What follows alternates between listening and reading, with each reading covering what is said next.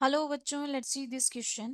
If mass is measured in units of alpha kg, length in beta meter, and time in gamma second, then calorie would be option A 4.2 alpha beta square gamma inverse gamma minus 2.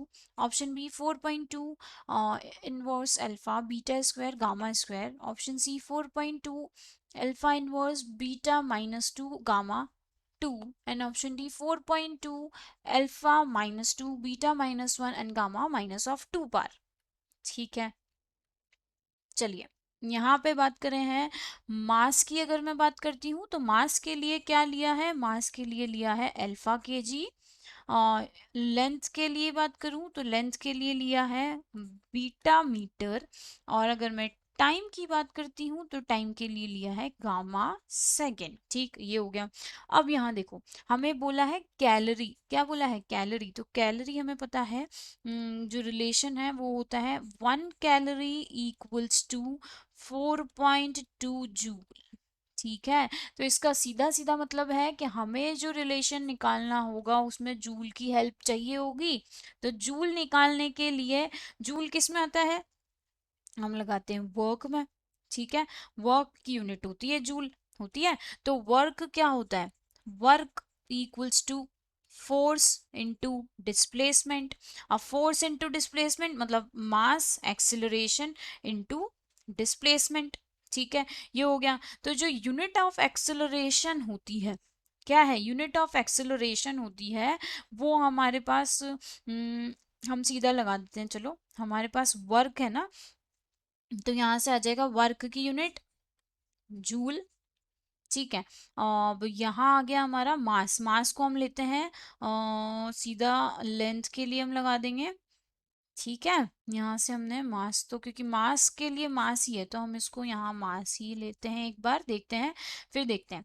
अब ए जो है मतलब acceleration, तो यहाँ क्या आएगा? Acceleration जो होता है हमारा वो हम क्या लगाते हैं? Length upon time square. क्या होता है?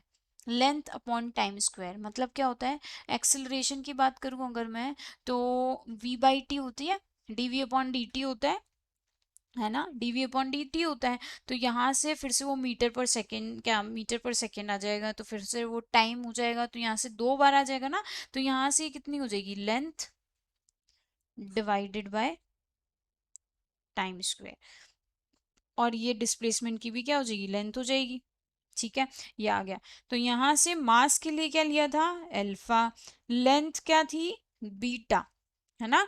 लेंथ थी हमारी बीटा, तो यहाँ लेंथ 2 है ना, तो यहाँ कितनी हो जाएगी? Beta square. और टाइम है हमारा गामा, तो गामा कैसा होगा? -2 हो जाएगा।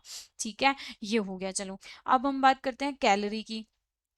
तो कैलोरी अभी अभी हमने पढ़ी। कैलोरी जो होती है वो होती है हमारी 4.2 जूल। ठीक है, तो 1 कैलोरी 4.2 जूल। अब यहाँ से जूल के लिए हमने क्या निकाला है? जूल के लिए है हमारा ये कुछ, तो 4.2 into alpha beta square gamma.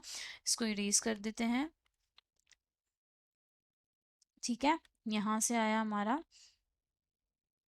Gamma -2। तो जो यूनिट ऑफ कैलोरी आई है वो आई है हमारे पास ये कुछ। इसको चेक कर लेते हैं। 4.2 सब आना चाहिए।